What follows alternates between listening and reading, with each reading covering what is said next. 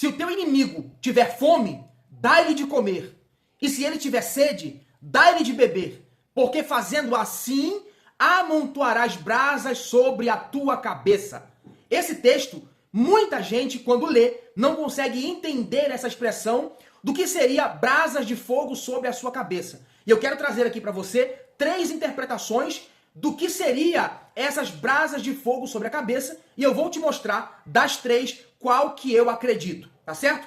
Primeiro, eu quero te mostrar o texto. O texto está em Romanos, capítulo de número 12, verso de número 20 e 21. Eu quero ler com você e te mostrar também que quando Paulo citou essa expressão, Paulo, nada mais, nada menos, estava utilizando o livro de sabedoria, que é o livro de Provérbios. Olha só, o texto diz assim, ó, verso de número 20 do capítulo 12. Portanto, se o teu inimigo tiver fome, dá-lhe de comer. Se tiver sede, dá-lhe de beber. Porque fazendo isto, amontoarás brasas de fogo sobre a sua cabeça. Olha o que diz o verso 21. Não te deixeis vencer pelo mal, mas vence o mal com o bem. Como é que eu faço para vencer o mal? Eu tenho que usar o bem. O bem sempre vai vencer o mal. Não se pode pagar o mal com o mal, porque você está descendo o nível do seu ofensor. Então, olha só o que diz a Bíblia também em Provérbios. Paulo, quando cita isso aqui, ele está retirando esse trecho de Provérbios, capítulo de número 25, verso de número 21 e 22. Olha o que diz o texto.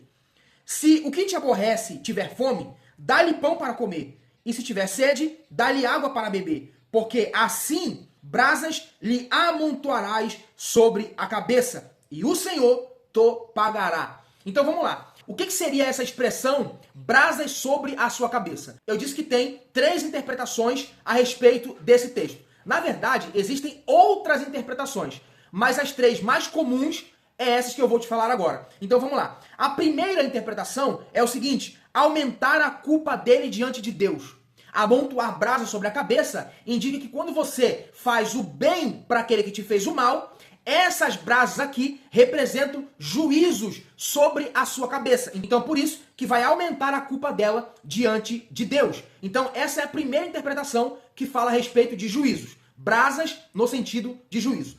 A segunda interpretação é a seguinte: deixá-lo envergonhado por fazer o mal contra nós. Ou seja, quando alguém te faz o mal e você responde com bem, essa pessoa tem um peso na consciência. Ela fica com a cabeça quente, literalmente, ela fica pensativa. Por que eu fiz o mal e esta pessoa está me respondendo com bem ao invés de também pagar o que eu fiz com o mal? Então, ela fica envergonhada por aquilo que ela fez. Mas a terceira interpretação sobre esse texto é a que eu acredito, então eu vou te falar agora, é a seguinte: que essa expressão amontoar brasas sobre a cabeça é algo cultural, que era uma prática feita no Egito, de que quando uma pessoa ela estava arrependida de algum ato, de algum pecado que ela havia cometido, ela então, como forma de arrependimento e de mudança de comportamento, ela pegava uma bacia cheia de brasa e colocava sobre a sua cabeça, indicando que ela estava completamente arrependida e estava mudando a sua rota, mudando o seu comportamento. Então, por que eu acredito nessa terceira vertente?